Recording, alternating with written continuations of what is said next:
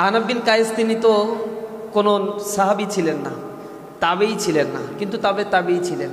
আলী রাদিয়াল্লাহু তাআলা আনহুর প্রতি তার অগাধ ভালোবাসা ছিল। একদিন রাস্তা থেকে হেঁটে যাচ্ছেন, এরপরে ভিতরে এক ঘর থেকে আওয়াজ শুনতে পাচ্ছেন, সেখানে বলা হচ্ছে আমি তোমাদের উপরে এমন একটি কিতাব নাজিল করেছি যেখানে তোমাদের কথাই আছে। সূরা জারিয়া তেলাওয়াত করতেছে। তো আহনাফ বিন কায়েস তো জানতেন কোরআনের আয়াতে তোমাদের কথা আছে বলতে কি বোঝানো হয়েছে। তোমাদের বলতে আমি, তুমি ও সে, অর্থাৎ আমার কথাও আছে, তোমার কথাও আছে, যে এখানে নাই তার কথাও আছে। এবং আল্লাহ রাব্বুল আলামিন বলছেন যে এই কোরআনটা আল্লাহ রাব্বুল আলামিন নাজিল করেছেন হুদাল লিন্নাস, মানবতার জন্য। আর আমাদেরকে আল্লাহ রাব্বুল আলামিন বলেছেন যে কুনতুম খায়রা উম্মাতিন উখরিজাত লিন্নাস।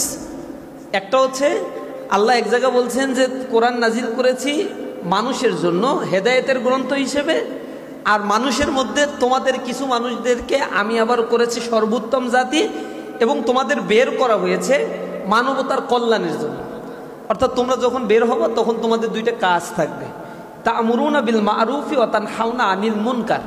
তোমরা মানুষকে সৎ কাজের আদেশ দিবা আর অসৎ কাজ থেকে মানুষকে বিরত রাখবা, তাহলে তোমাদের মধ্যে এরাই হচ্ছে সফলকাম হিসেবে বিবেচিত হবে।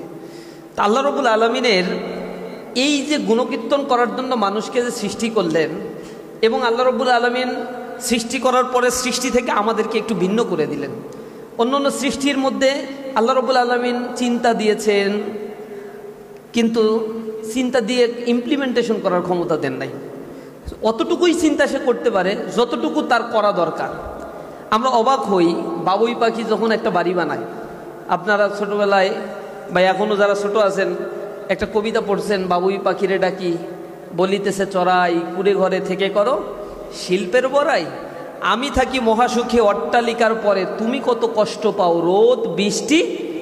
বাবুই হাসিয়া কহে সন্দেহ কি তাই, কষ্ট পাই তবুও থাকি নিজেরও বাসায়, নিজ হাতে পাকা হোক তবু ভাই পরেরও বাসা, নিজ হাতে গড়া মোর কাঁচা ঘর খাসা। তো বাবুই পাখির এই কবিতাটা যখন লিখছিল কবি, সে কবি চিন্তা করছিল এত মেকানিজম করে এরকম পাখির বাসা কে বানায়, কিভাবে বানাইতে পারে সে, এত মেধা আল্লাহ একটা বাবুই পাখিকে দিছে।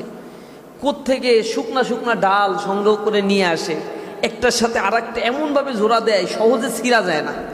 এরপরে রুম তো একটা বানায়, এরকম একটা টপলার মতো বানায়, এর ভিতরে আবার একটা শেড দিয়ে দেয়, দুইটা রুম, একটা হচ্ছে বেডরুম আর একটা হচ্ছে তার ডাইনিং রুম। এই বেডরুমের মধ্যে অন্ধকার থাকে, সেখানে স্বামী স্ত্রী থাকবে। এখন হালকা হালকা আলোর দরকার, কাদা একটু নিয়ে আসে, এমনি কাদা পেরি কাদা